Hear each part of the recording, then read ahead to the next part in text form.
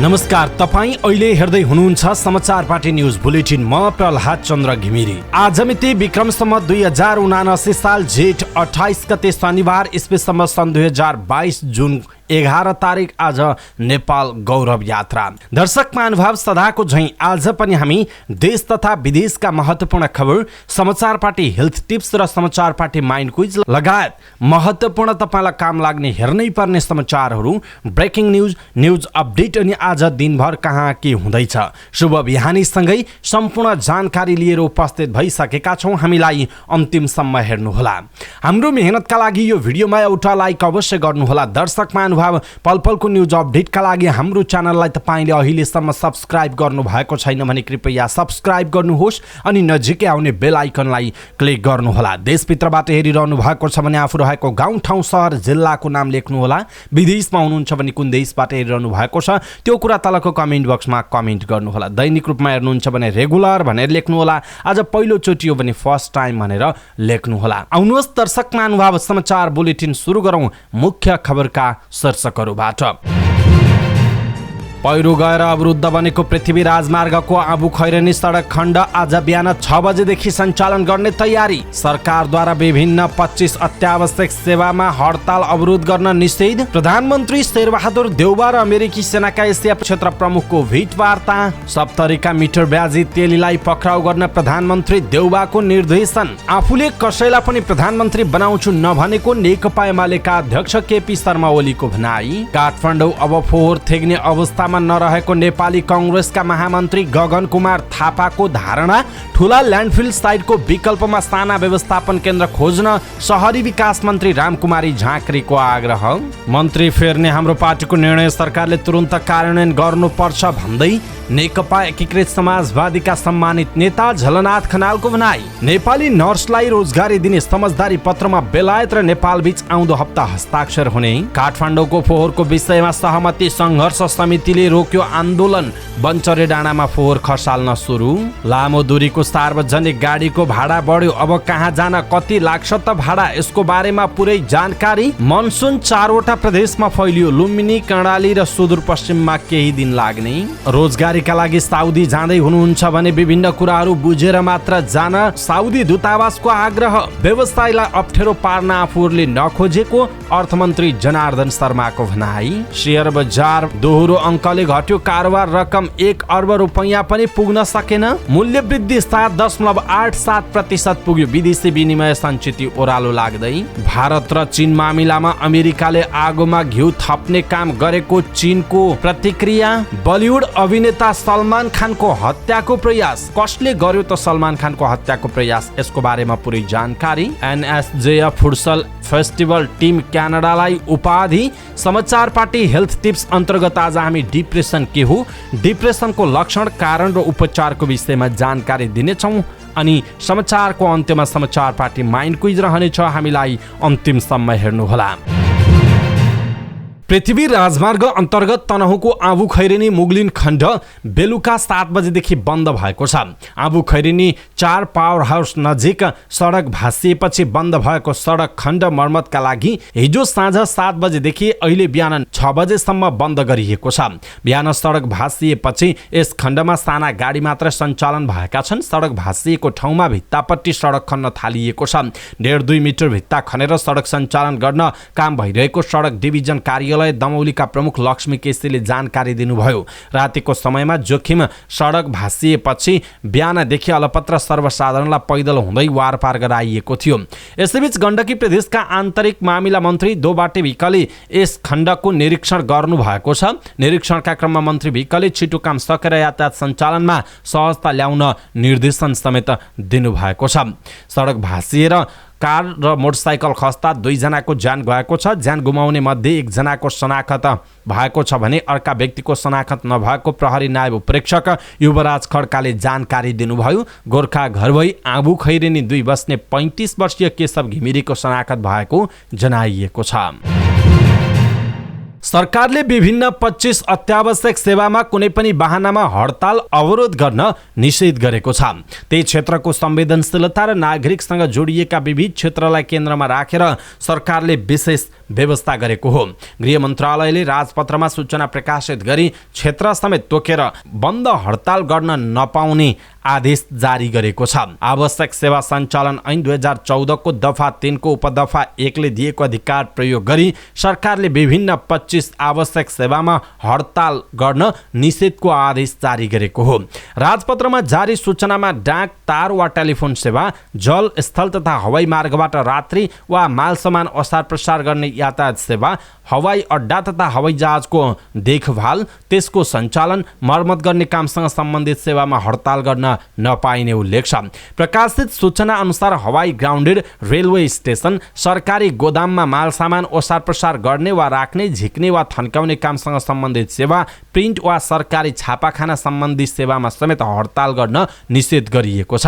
यस्तै सरकारले हात हतियार, खरखजना वा अरू कुनै सैनिक सरसामानको उत्पादन गर्ने, थन्काउने, वितरण गर्ने कामसँग सम्बन्धित नेपाल सरकार रक्षा व्यवस्थाको कुनै पनि सेवामा अवरोध गर्न पाइने छैन। त्यस्तै सञ्चार, आन्तरिक सुरक्षा कार्यसँग सम्बन्धित, खानेपानी सञ्चालन तथा वितरण, पर्यटक आवास, मोटेल, होटल, रेस्टुराँ, रिसोर्ट सेवामा पनि अवरोध गर्न नपाइने सूचनामा भनिएको छ। सरकारले पेट्रोलियम पदार्थ, एलपी ग्यास समेतको पैठारी, ढुवानी, भण्डारण तथा वितरणमा समेत हडताल गर्न रोक लगाएको छ।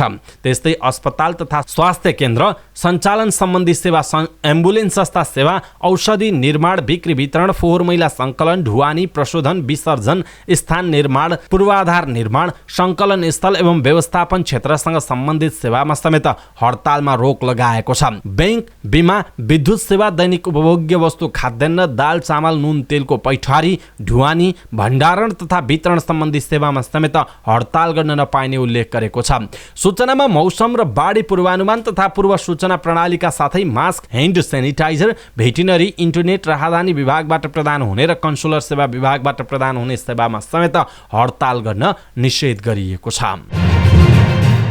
प्रधानमन्त्री शेरबहादुर देउवासँग अमेरिकी सेनाका एसिया प्रशान्त क्षेत्र प्रमुख चार्ल्स ए फ्लिनले शिष्टाचार भेट गर्नुभएको छ। फ्लिन्सले शुक्रबार प्रधानमन्त्री निवास बालुवाटार पुगेर प्रधानमन्त्री देउवासँग शिष्टाचार भेट गर्नुभएको प्रधानमन्त्रीका प्रेस प्रमुख गोविन्द परियारले जानकारी दिनुभयो। भेटमा उहाँहरूबीच द्विपक्षीय आपसी हितका विविध विषयमा छलफल भएको थियो। प्रमुख फ्लिन 4 दिने औपचारिक सद्भावना भ्रमणका लागि बिहिबार नेपाल आउनु भएको हो। प्रमुख फ्लिनले सैनिक मुख्यालय, जङ्गी अड्डाको भ्रमणका साथै प्रधान सेनापति प्रभुराम शर्मासँग पनि भेटघाट गर्नु भएको छ।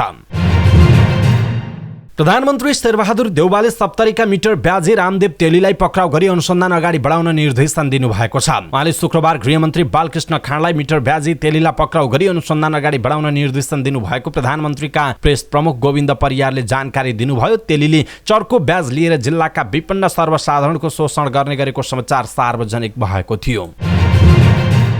नेकपा एमालेका अध्यक्ष एवं पूर्व प्रधानमन्त्री केपी शर्मा ओलीले नेपाली नागरिकले आउँदो प्रदेश र संसदीय चुनावमा पार्टीलाई अधिक ठाउँमा विजयी गराउने जिकिर गर्नु भएको छ। विराटनगर विमानस्थलमा सञ्चारकर्मीहरूसँग कुराकानी गर्दै उहाँले एमाले संघीयता र लोकतन्त्रको रक्षा गर्न प्रतिबद्ध रहनुका साथै संविधान निर्माणमा महत्त्वपूर्ण भूमिका निभाएका नागरिकले संसदीय चुनावमा पहिलो पार्टी बनाउने धारणा व्यक्त गर्नुभयो। अध्यक्ष ओलीले आउँदो संसदीय चुनावमा अन्य कुनै वामपन्थी पार्टीसँग गठबन्धन नहुने बताउनु भएको छ। उहाँले देशमा एमाले मात्र वामपन्थी पार्टी रहेको जिकिर गर्दै अन्य पार्टीहरू वामपन्थी नभएको आरोप लगाउनुभयो। पूर्व प्रधानमन्त्री समेत रहनुभएका ओलीले नेकपा एकीकृत समाजवादीका कार्यकर्तालाई एमालेमा आए समाहित गरिने बताउनुभयो। उहाँले आफूलाई अन्य पार्टीका नेतालाई प्रधानमन्त्री बनाउने सम्बन्धमा कुनै आश्वासन नदिएको पनि बताउनु भएको छ।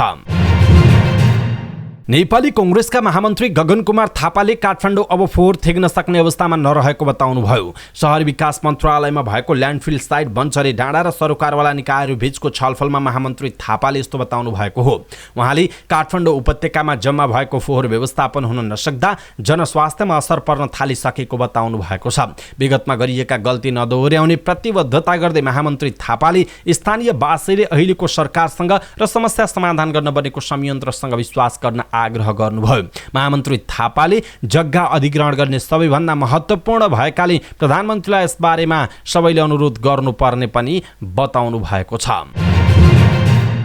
शहरी विकास मन्त्री रामकुमारी झाँक्रीले काठमाडौँको फोहोर व्यवस्थापनका लागि ठूला ल्यान्डफिल साइटको विकल्पमा साना व्यवस्थापन केन्द्र खोज्नुपर्ने बताउनुभयो। मन्त्रालयमा बन्चरी डाँडाका बासिन्दासँग भएको छलफलमा मन्त्री झाँक्रीले ठूला ल्यान्डफिल साइट बन्न समय लाग्ने भन्दै त्यसको विकल्पको रूपमा ससाना फोहोर ढल व्यवस्थापन केन्द्र खोज्नुपर्ने बताउनु भएको हो। उहाँले सरकारले बन्चरी डाँडा र सिस्टोल बासीका माग पूरा गरेर मात्र अगाडि बढ्ने बताउनुभयो। मन्त्री झाँक्रीले तत्कालको समस्या समाधान गर्न सम्झौता गर्ने, सरकारले बन्चरी डाँडा र सिसडोल बासीका माग पूरा गरेर मात्र अगाडि बढ्ने बताउनुभयो। मन्त्री झाँक्रीले तत्कालको समस्या समाधान गर्न सम्झौता गर्ने र त्यसपछि फर्किएर नजाने प्रवृत्तिका कारण समस्या सृजना भएको बताउनु भएको छ। सत्ता साझेदार नेकपा एकीकृत समाजवादीका सम्मानित नेता एवं पूर्व प्रधानमन्त्री झलनाथ खनालले मन्त्री फिर्ने आफ्नो पार्टीको निर्णय तत्काल कार्यान्वयन गर्न प्रधानमन्त्री शेरबहादुर देउवालाई दबाब दिनुभएको छ। संसद भवन नयाँ बानेश्वरमा सञ्चारकर्मीहरूले राखेका जिज्ञासाको जवाब दिने क्रममा सम्मानित नेता खनालले पार्टीको तर्फबाट मन्त्री हेरफेर गर्ने निर्णय अझै कार्यान्वयन नभएकोमा आपत्ति जनाउँदै तत्काल कार्यान्वयन गर्न प्रधानमन्त्री देउवालाई दबाब दिनुभएको हो। आफ्नो पार्टीले मन्त्री हेरफेर गर्ने निर्णय गरिसकेकाले गठबन्धन सरकारले त्यसलाई तुरुन्त कार्यान्वयन गर्नुको विकल्प नरहेको उहाँको भनाइ छ। नेता खनालले कमसे कम देशको अग्रगमन हुने गरी आउँदो आर्थिक वर्षको बजेट कार्यान्वयन गर्न पनि सरकारको ध्यानाकर्षण गराउनुभयो। उहाँले बजेट बाँडफाँडका विषयमा कतिपय कुराहरू नमिलेको भन्दै त्यसलाई मिलाउन पनि सरकारसँग माग गर्नुभएको छ। बेलायत सरकारको तर्फबाट नेपाली नर्सलाई रोजगारी दिने विषयमा नेपाल र बेलायत बीच अर्को हप्ता श्रम समझदारी पत्रमा हस्ताक्षर हुने भएको छ। श्रम समझदारीको मस्यौदा बनाउन गठित दुवै देशका प्रतिनिधि सम्मिलित समितिले अन्तिम मस्यौदा तयार गरेकाले आउँदो हप्ता हस्ताक्षर गर्न लागेको श्रम रोजगार तथा सामाजिक सुरक्षा मन्त्रालयले जनाएको छ। श्रम रोजगार तथा सामाजिक सुरक्षा मन्त्री कृष्ण कुमार श्रेष्ठसँग नेपालका लागि बेलायती राजदूत निकोला पोलिटुले शिष्टाचार भेट गरी श्रम समझदारीको तयारी बारे छलफल समेत गर्नुभएको छ।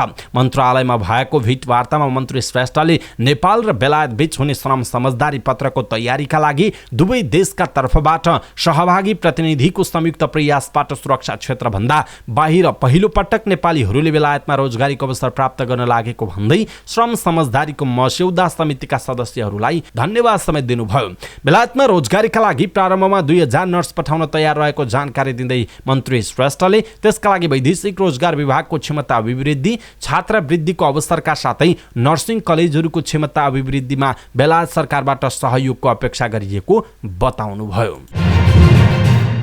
काठमाडौँ उपत्यकाको फोहोर बन्चरे डाँडा ल्यान्डफिल साइटमा खसाल्न थालिएको छ। बन्चरे डाँडा ल्यान्डफिल साइट पीडित सङ्घर्ष समितिले आन्दोलनका कार्यक्रम स्थगित गरेसँगै काठमाडौँबाट गएका ट्रकहरूले ल्यान्डफिल साइटमा फोहोर खसाल्न थालेका हुन्। शुक्रबार बिहान भएको छलफलमा शहरी विकास मन्त्री रामकुमारी झाँक्रीले प्रतिबद्धता पत्र सार्वजनिक गर्ने वाचा गर्नुभएको थियो भने नेपाली कङ्ग्रेसका प्रवक्ता डाक्टर प्रकाश शर्मा लगायतका नेताहरूले पनि सङ्घर्ष समितिको माग सम्बोधनका लागि गम्भीर पहल गर्ने आश्वासन दिएको सङ्घर्ष समितिका संयोजक श्रीराम ढुङ्गानाले बताउनुभयो। उहाँले भन्नुभयो, हामीले सङ्घर्षका कार्यक्रम स्थगित गरेका छौँ। अहिले बन्चरे डाँडामा फोहोर खसाल्न सुरु गरेको पनि उहाँले बताउनुभयो।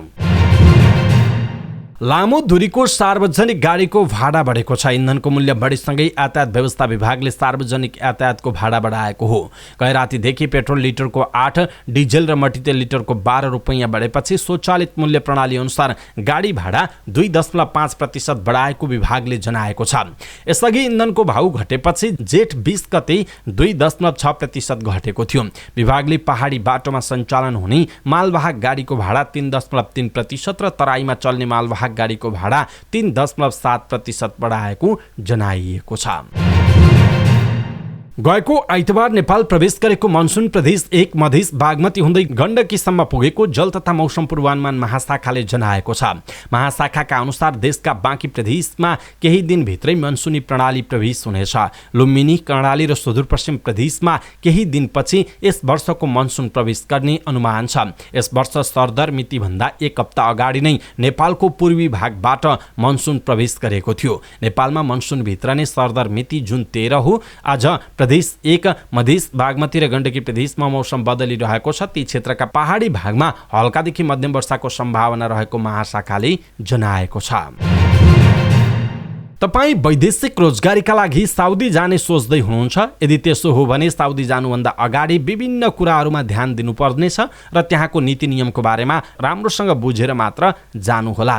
लाखौं रुपैयाँ खर्च गरेर साउदी पुगेका श्रमिकहरू पछिल्लो समय समस्यामा पर्ने क्रम एकदमै बढेको छ। मेन पावर र एजेन्टले भने अनुसारको काम र तलब नपाएको, लाखौं रकम तिरेर पुगेको तर आउन साथ आफूले दुःख पाएको भन्ने यस्ता गुनासाहरू दिनहुँ बढेको साउदीमा रहेको दूतावासले जनाएको छ।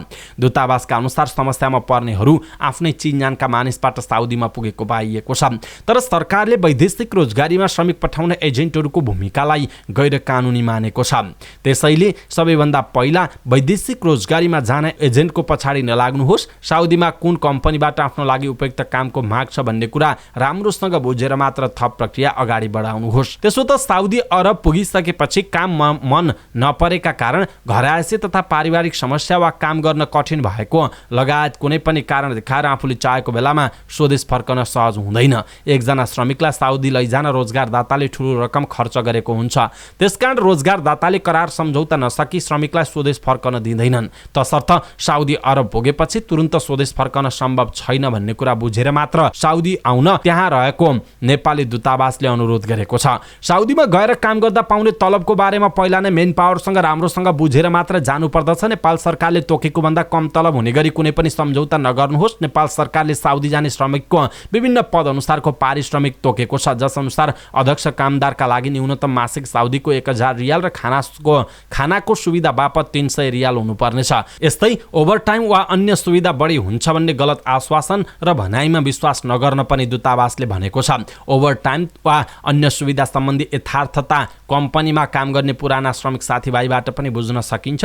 तर मेन पावरले सम्झौतामा उल्लेख भए भन्दा बढी तलब सुविधा हुन्छ भन्ने मौखिक कुरामा विश्वास गर्न हुँदैन। अर्थात् सम्झौता एउटा गरिएको छ र दिमागमा अर्को कुरा बोकेर साउदी नजानुहोस्। घरेलु तथा सामाजिक समस्या, लागु औषध सेवनको समस्या भएका तथा डिप्रेसन आदि समस्या भई नेपालका सुधार गृहमा राखी सुधार ल्याउनु पर्ने अवस्थाका व्यक्तिहरूलाई साउदी नआउन त्यहाँ रहेको नेपाली दूतावासले अनुरोध गरेको छ। त्यस्ता मानिस त्यहाँ गएर सुधार हुनुभन्दा पनि झन् ठुलो समस्यामा फस्ने गरेको पाइएको भन्दै त्यस्तो विषयमा गम्भीर भएर सोच्न दूतावासले सचेत गराएको छ। यसैबीच साउदी अरबमा हावापानी सुक्खा र अत्याधिक गर्मी हुने खालको छ, जसका कारण खुल्ला ठाउँमा काम गर्नुपर्ने प्रकृतिका कामहरू जस्तै कृषि, फर्म, मजरा तथा निर्माणको क्षेत्रमा आउने श्रमिकले सोचेर मात्र निर्णय लिनुहोस्। दूतावासका अनुसार यस्ता काममा बिचौलिया र केही मेन पावरले गलत जानकारी दिई पठाउने गरेको पाइएको छ। त्यसैले सम्झौता पत्र राम्ररी पढेर मात्र सही छाप लगाउनु पर्ने बताइएको छ। त्यसैले यस्ता विभिन्न विषयहरूमा बेलैमा सोचेर बुझेर पहिला त्यो कम्पनीमा काम गर्नेहरूसँग सोधपुछ गरेर मात्र साउदी आउने निर्णय गर्न पनि दूतावासले सचेत गराएको छ। अर्थमन्त्री जनार्दन शर्मा र पूर्वका उद्योगी व्यवसायी बीच आउँदो आर्थिक वर्षको बजेटले पारेको प्रभावका बारेमा छलफल भएको छ। अर्थ मन्त्रालयमा भएको भेटमा उद्योग संगठन मोरङ व्यापार संघ र नेपाल उद्योग परिसंघको प्रदेश नम्बर 1 का प्रतिनिधिले आर्थिक वर्ष 2079-80 को बजेटले वायर, घिउ, तेल र सेनिटरी उद्योगमा पारेको प्रभावका बारेमा अर्थमन्त्री शर्मा समक्ष गुनासो राखेका थिए।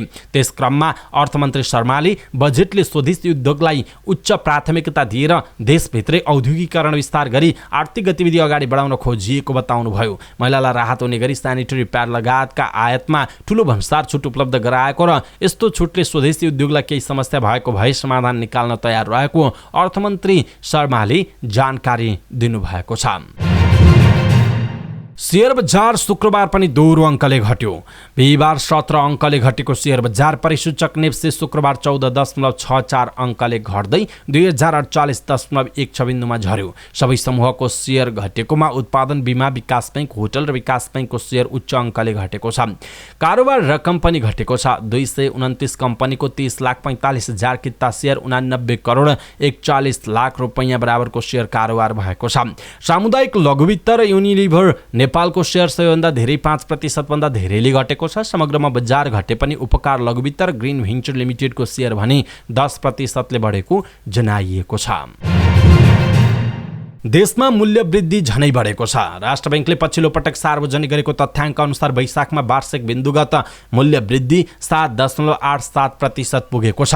अघिल्लो वर्षको यही अवधिमा वार्षिक मूल्य वृद्धि 3.65% थियो। चैत महिनामा मूल्य वृद्धि दर 7.28% मात्रै थियो। वैशाखमा अघिल्लो वर्षको तुलनामा घिउ तेलको मूल्य 24.86%, फलफुलको 12.61% र खाद्य तथा पेय पदार्थ समूहको मूल्य 7.13% बढेको छ। यस्तै साउनदेखि वैशाखसम्म नेपालको वैदेशिक व्यापार घाटा अघिल्लो वर्षको त्यही अवधिको तुलनामा 24.9%ले वृद्धि भई 14 खर्ब 31 अर्ब 30 करोड रुपैयाँ पुगेको छ। 10 महिनामा वैदेशिक व्यापार 17 खर्ब 78 अर्ब रुपैयाँ भएकोमा 14 खर्ब 31 अर्ब 30 करोड रुपैयाँ व्यापार घाटा भएको जनाइएको छ। चीनले भारतसँगको सीमा विवाद समाधान गर्न दुवै देशसँग इच्छा र क्षमता भएको स्पष्ट गरेको छ। भारत भ्रमणमा आएका एकजना अमेरिकी सैनिक अधिकारीले लद्दाखमा चिनिया गतिविधिको स्तरलाई आश्चर्यजनकको संज्ञा दिएपछि चीनले यस्तो प्रतिक्रिया दिएको हो। वार्ता र परामर्शका माध्यमबाट सीमा समस्या समाधान गर्न आफूहरू सक्षम रहेको जनाउँदै चिनिया विदेश मन्त्रालयले दुई देशबीचको मामिलालाई लिएर अमेरिकाले गरेको टिप्पणी आगोमा घिउ थप्ने खालको भएको बताएको छ।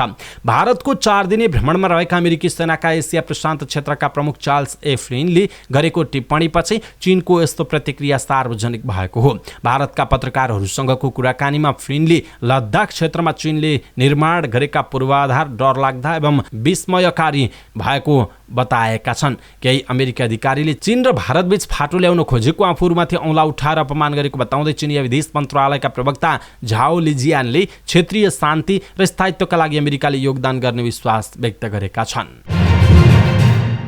बलिउड अभिनेता सलमान खानमाथि गोली प्रहारको प्रयास भएको दावी गरिएको छ। भारतीय सञ्चार माध्यमका अनुसार ग्याङ्गस्टर लरेन्स बिस्नोईका शार्प सुटरले शुक्रबार मुम्बईमा उनीमाथि गोली प्रहारको प्रयास गरेका हुन्। टाइम्स नेटवर्कलाई उद्धृत गर्दै फिल्मफेयरले सलमानको घर बाहिर शार्प सुटर पुगेर हत्याको प्रयास गरेको तर अन्तिम समयमा फर्किएको दावी गरेको छ। बिस्नोई ग्याङका केही शार्प सुटर पन्जाबी गायक सिद्धू मुसेवालाको हत्यामा संलग्न भएको ठानिएको छ। लरेन्स बिस्नोई ग्याङबाट आफूलाई कुनै खतरा नभएको भन्दै सलमान शुक्रबार बिहान घर बाहिर साइक्लिङमा निस्किएका थिए। जोखिम बढेको भन्दै सलमानको सुरक्षा कडा बनाइएको छ। यसैबीच मुम्बई प्रहरीले केही दिन अघि सलमान खान र उनका पिता सलिमलाई पत्र मार्फत ज्यान मार्ने धम्की दिएको कुराको पुष्टि गरेको छ। यो धम्कीमा लरेन्स बिस्नोई ग्याङको संलग्नता रहेको प्रहरीले जनाएको छ। 3 जना व्यक्ति उक्त पत्र पुर्याउन राजस्थानदेखि मुम्बई पुगेको समेत प्रहरीले जनाएको छ। ग्याङका एक सदस्य तथा आरोपी सिद्धेश हिरामन कम्बेलसँगको सोधपुछमा यो कुराको खुलासा भएको उल्लेख छ। ती 3 जनालाई पहिचान भइसकेको र पक्राउको तयारी भएको पनि मुम्बई प्रहरीले जनाएको छ। नेपाल खेलकुद पत्रकार मञ्च एनएसजेएफले अन्तर्राष्ट्रिय ओलम्पिक दिवसको अवसरमा आयोजना गरेको एनएसजेएफ फुटसल फेस्टिभलको उपाधि टिम क्यानाडाले जितेको छ। चासल स्थित नेसनल स्पोर्ट्स सेन्टरमा भएको प्रतियोगिताको फाइनलमा टिम अमेरिकालाई पेनाल्टी सुट आउटमा 2-1 ले हराउँदै टिम क्यानाडा च्याम्पियन बनेको हो। निर्धारित र थप गरिएको समय 3-3 गोलको बराबरीमा सकिएपछि खेल पेनाल्टीमा गएको थियो। पेनाल्टीमा टिम क्यानाडाका अभिनव जोशी र वासु अवालले गोल गरे। मुना कार्कीले पेनाल्टीमा गोल गर्न सकिन। टिम अमेरिकाका निशान राईले गोल गर्दा दिल तामाङ र गीता राईले गोल गर्न सकेनन्।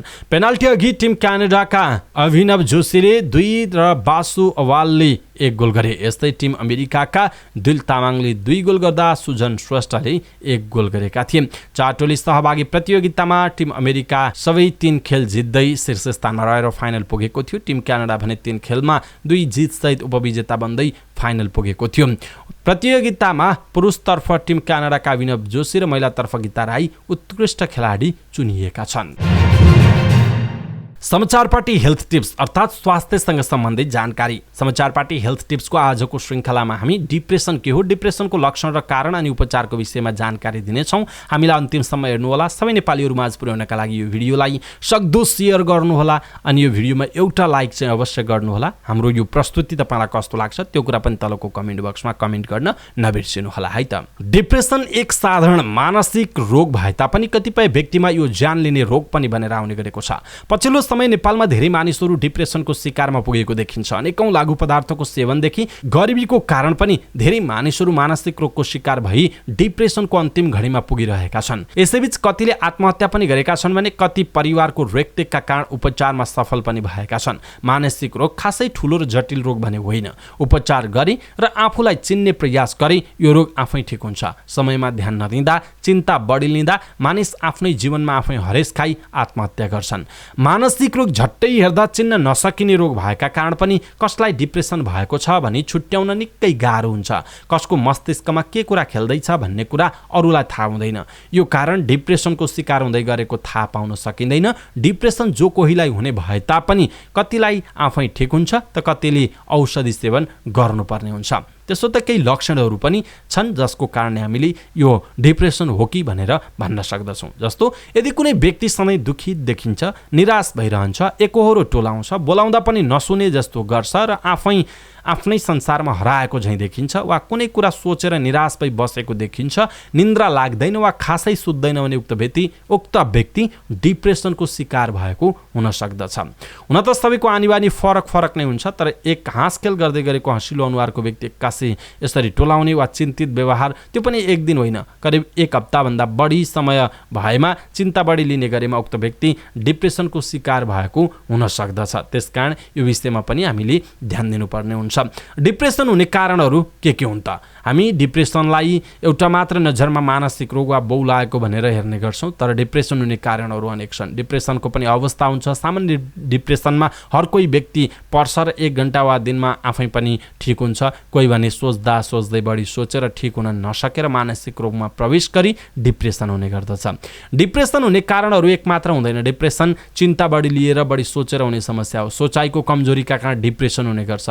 जसमा कोही व्यक्ति लागु पदार्थको बढी सेवन गर्छ भने लागु पदार्थले सोच्ने क्षमता नष्ट गरी डिप्रेसन हुन्छ भने कोही कुनै ऋण लागेर कसरी तिर्ने भन्ने चिन्ताले डिप्रेसनमा परेको हुन सक्छ। मुख्य गरी यही गरिबी र लागु पदार्थका कारण मानिसलाई डिप्रेसन हुने गर्दछ। केही व्यक्तिहरू प्रेम गुमाएर पनि डिप्रेसनमा पुगेका हुन सक्दछन्। त्यस्तै गरी केही मानिसहरू असल जीवनसाथी नपाएको चिन्ताले डिप्रेसनमा परेको देखिन्छ भने डिप्रेसनमा हुने मानिसहरूको कारण आफ्नै व्यथा अनुसार हुन्छ, जुन एक दोस्रोसँग नमिल्न सक्छ र सोचाइमा कमजोरी यो चाहिँ मिल्न सक्छ, किनकि आफ्नो सोचाइमा कमजोरी हुने बित्तिकै अथवा चिन्ता लिने बित्तिकै डिप्रेसन हुन सक्दछ।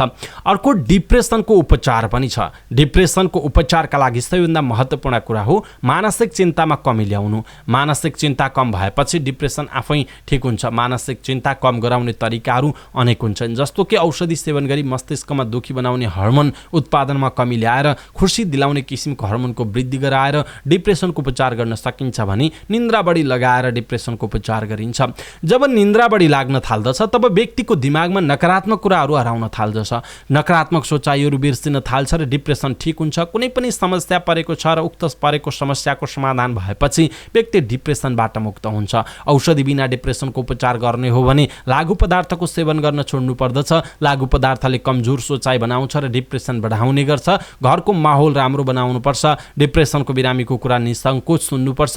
डिप्रेसनमा परेको मानिसलाई अथवा बिरामीलाई सम्झाउने भन्दा उसले भनेको कुरा आफूले सुन्ने गर्नुपर्छ र उसको कुरालाई आत्मसात गराउनुपर्छ, ताकि उसलाई लागोस् तपाईँ उसको व्यथा सुनिदिने कोही छ जसले उसको मनको बोझ कम हुन्छ र डिप्रेसन ठिक हुन्छ। घरको माहौल शान्ति छैन अथवा भएन, जति नै औषधि खाए पनि डिप्रेसन कहिल्यै ठिक हुँदैन। त्यसैले डिप्रेसनका लागि घरको माहौल सधैँ शान्त र प्यारो खालको हुनुपर्दछ। अझ त्यस्तो खालको वातावरण बनाउनु पर्दछ। र त्यसो त अब डिप्रेसनबाट बच्ने तरिका के हो त? डिप्रेसनबाट बच्ने सबैभन्दा सजिलो उपाय भनेको आफूलाई र समयलाई बुझ्ने गर्नुपर्दछ। मानसिक चिन्ता लिनु हुँदैन, कुनै समस्या पर्दा आत्तिनु हुँदैन। समस्याले झन् ठुलो समस्या उत्पन्न गर्छ भन्ने सोच्नुपर्छ। समस्यामा समाधान पनि हुन्छ भन्ने बुझ्नुपर्छ। जसरी बिना चाबीको तालजा खोल्दैन त्यसरी नै समाधान बिनाको समस्या हुँदैन भनेर बुझ्नुपर्छ। मानसिक सोचाइ कमजोरी बनाउने किसिमका केही खानु हुँदैन, जस्तै लागु पदार्थ मानसिक सोचाइ कमजोर बनाउने पदार्थ हुन्। त्यसैले यस्ता किसिमका लागु पदार्थ सेवनबाट वञ्चित हुनुपर्दछ। अनि ठुलो ठुलो सपनाहरू पुरा हुन नसक्ने सपनाहरू देख्नाले पनि अलिकति मानिसहरू मानसिक समस्यामा पर्छन्, पछि निराश हुँदै जान्छन् र त्यसले पनि डिप्रेसन पुर्याउन सक्दछ। हरेक दिन सुत्दा निन्द्रा पुरा हुने गरी सुत्नुपर्छ। निन्द्राको कमी भएमा मानसिक रोगले भेट्टाउन सक्दछ। निन्द्रा पर्याप्त हुने गरी सुत्दा धेरैवटा रोगहरूबाट पनि बच्न सकिन्छ। त्यस्तै गरी अरूको कुरा नगर्ने, अरूलाई गलत नभन्ने, अरूका गलत कुरा नसुन्ने, आफू सही भए अरूले के भन्ला भनेर नडराउने हैन, सकेसम्म अरूलाई सहयोग गर्ने जस्ता कार्यहरू चाहिँ गर्नु पर्दछ। दर्शक महानुभाव, आज हामीले डिप्रेसन के हो, यसका लक्षण अनि खास गरी यसको कारण र उपचारको विषयमा जानकारी दियौँ। तपाईँलाई कस्तो लाग्यो आफ्नो धारणा तलको कमेन्ट बक्समा कमेन्ट गर्न नबिर्सिनुहोला। समाचार पार्टी न्युज बुलेटिनमा अब पालो भएको छ समाचार पार्टी माइन्ड क्विज। समाचार पार्टी माइन्ड क्विजको आजको प्रश्न छ, हालै पुनर्निर्माण गरिएको धरहराको उचाइ कति रहेको छ? हालै पुनर्निर्माण गरिएको धरहराको उचाइ कति रहेको छ? कृपया आफूलाई लागेको सही उत्तर तलको कमेन्ट बक्समा कमेन्ट गर्नुहोला। अवस्था दर्शक महानुभाव, आजका महत्त्वपूर्ण समाचार ब्रेकिङ न्युज अपडेट यति नै। हामीले प्रस्तुत गरेका समाचारहरूप्रति तपाईँको धारणा के छ? आफ्नो धारणा तलको कमेन्ट बक्समा कमेन्ट गर्नुहोला। हाम्रो मेहनतका लागि यो भिडियोमा एउटा लाइक अवश्य गर्नुहोला। दर्शक महानुभाव, पलपलको न्युज अपडेटका लागि हाम्रो च्यानललाई सब्स्क्राइब गर्नुहोस् अनि नजिकै आउने बेल आइकनलाई क्लिक गर्नुहोला। पलपलको न्युज अपडेटका साथ फेरि हाम्रो भेट हुनेछ। तपाईँ समाचार पार्टी हेर्दै गर्नुहोस्। नमस्कार।